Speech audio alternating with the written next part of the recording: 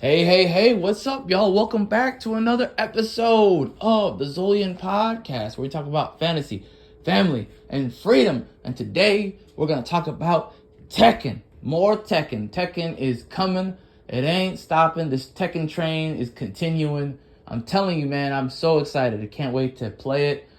I have another prediction, okay? Another what if. What if Jun Kazama comes back and the boss is actually unknown?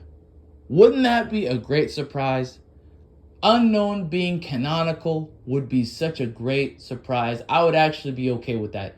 The whole time in Tekken Tag, we were actually playing against a boss from the future. That would be so cool. I like that idea of just it being a creature from the future where she purifies Kazuya, sacrifices whatever remnant of humanity she had left, and she became unknown. She had found a way to harbor and harvest the devil gene in some weird way. And by the way, I've always been against the devil gene actually being genetic. I like the idea of the devil just being this spiritual, mystical entity. Way back in Tekken, early Tekken, I think Tekken 2, when we were introduced to the idea of the devil isn't just this thing that just happens to Kazuya. It's actually a monster, like an actual monster within Kazuya, a spiritual curse, some sort of entity, a hex, some sort of otherworldly creature. I love that idea. The idea that it could possess anyone is such a cool concept. That means there's infinite possibilities of other people being infected by it. That means infinite possibilities of new bosses.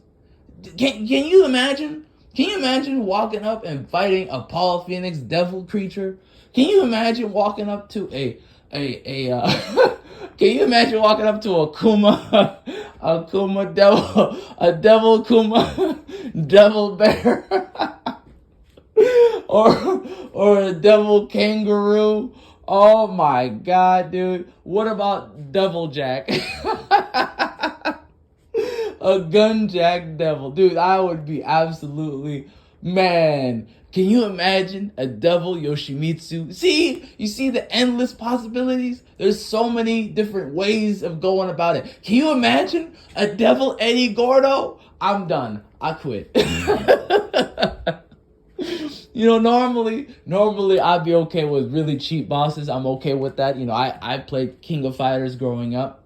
I'm not at all surprised by a cheap boss. I'm 100% on board with that. Make it difficult. I'm okay with that. Let me earn my victory, right? But a devil Eddie Gordo, I might have to just call it a day. That might be too demoralizing. Cause can you imagine the guy just dancing on you? He dancing. He kicking you. He flipping around. He got a devil tail. He hit you in the face. Yo, I ain't never been devil whipped in a game before. But I might just quit after that. Be like, all right, I'm putting it down. I'm done. Putting the controller down. I'm out of here. I don't need to take this disrespect. Oh my god. But yeah, I really would love to see. I would love to see them kind of walk that back, that it's not a genetic thing, that it is an entity that kind of could go through the family bloodline. It's both. It's a little bit of both, right? It's a little bit of, yes, it can go through the family bloodline, but it doesn't have to, right? It's an entity. It's more like an illness, right? It's infectious. See, that's the way to do it. In my personal opinion, it should get retconned so that it's more of not an infection like an actual literal illness, but it's a creature that is both an illness, right? A virus, a bacteria, and it's also an entity, right? It's both, right? It is a living, sentient entity. Like a virus is just simply this set of symptoms, right? Caused by bacteria, right? That is caused by a thing trying to survive. This bacteria is trying to survive going from person to person, right? That's what a virus is. It is trying to survive. That's why it is spreading as far and wide as possible, right? It's multiplying. It's reproducing itself, right? The same thing should be happening with the devil gene. It is this thing that's just trying to reproduce itself amongst people. Now, I'm not trying to say make it into the zombie. That's not what I want. I don't want a zombie plague. What I'm trying to say is it picks strong fighters to live. It needs 1 or 2 or 3 strong fighters to survive. It thrives off of that. That's what it probably should be. Something where it picks 1 or 2 people that it really thinks is, hey, this thing is a good host. It's going to keep me alive. I'm living here. I'm going to stay here until this thing is gone. I'll pick a new host after that, right? I think that would work. I think the devil being this entity that is just this and not even be a literal devil. You know what I mean? Like, it could just be this entity that's just this almost alien. It would really actually work really well if it turns out to be this almost eldritch, Lovecraftian, this unidentifiable thing that was living on our planet for a long time. Ogre is the current thing, right? It's something that landed a long time ago. Maybe it's the same thing. Maybe Ogre and the Devil Gene are very similar. Maybe they evolved in different ways. There's lots of opportunities to kind of tell new stories with these two entities, right? Like the Ogre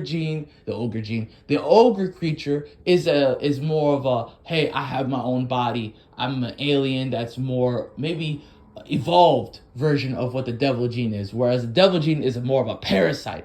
It needs something else. It needs somebody else. It needs to be in a symbiotic relationship in order for it to survive, to thrive.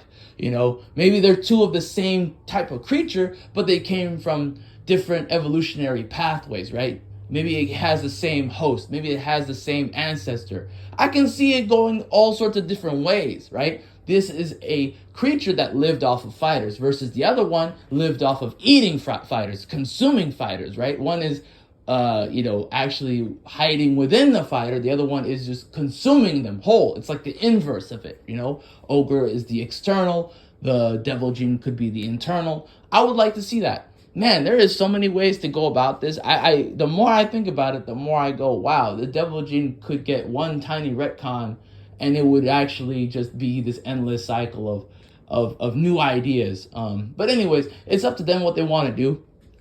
I'm interested. I'm just hoping they don't make it boring.